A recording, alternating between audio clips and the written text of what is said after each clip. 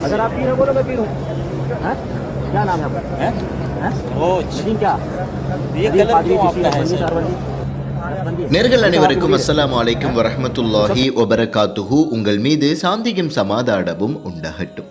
இன்றைக்கு ஒரு முக்கியமான ஒரு விடயத்தை உங்களோடு பகிர்ந்து கொள்ளலாம் என்று நினைக்கிறேன். உலக நாடுகளில் இருந்து ஹஜ் உம்ரா செய்வதற்காக அதிகமானவர்கள் மக்காவுக்கு வருகை தருவார்கள். உம்ரா மற்றும் ஹஜ்ஜை செய்வதற்காக இஹ்ராம் உடை அணிந்துதான் அங்கே அதிகமானவர்கள் வருவார்கள். ஆனால் அண்மையில் அதற்கு மாற்றமான ஒரு சம்பவம் மக்காவில் வைத்து நடைபெற்றிருக்கின்றன. இந்தியாவில் குஜராத்தை சேர்ந்த ஒரு சகோதரர் அண்மையில் காவி உடை அணிந்து மக்காவுக்குள் நுழைந்திருக்கிறார். இதை கண்ட ஒரு அரபி ஹிந்தி மொழியில் அவரிடம் பேசவும் ஆரம்பிக்கிறார். நீங்கள் எந்த ஊர் என்று கேட்ட பொழுது நான் இந்தியா குஜராத் மாநிலத்தை சேர்ந்தவர் என்று பதிலளிக்கிறார். நீங்கள் ஏன் இந்த உடையை அணிந்திருக்கின்றீர்கள் என்று கேட்ட பொழுது எனக்கு இந்த உடை மிகவும் பிடித்தமான ஒரு உடை, அதனால் தான் இதனை அணிந்து வந்திருக்கிறேன் என்று கூறினார் குஜராத்தை சேர்ந்தவர். அவர் சொன்னதை கேட்ட அந்த அரபி நபி ஸல்லல்லாஹு அலைஹி வஸல்லம் அவர்கள் தடுத்த நிறத்தை உடையாக அணிந்து வந்திருக்கின்றீர்கள் என்று கூறினார்.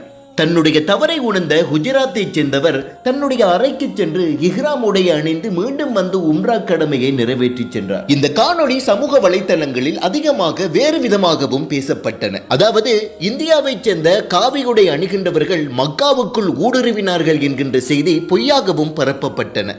எனவேதான் அன்பார்ந்த இஸ்லாமிய சகோதர சகோதரிகளே, இந்த சம்பவத்தினுடைய உண்மைத்தன்மை இதுதான்.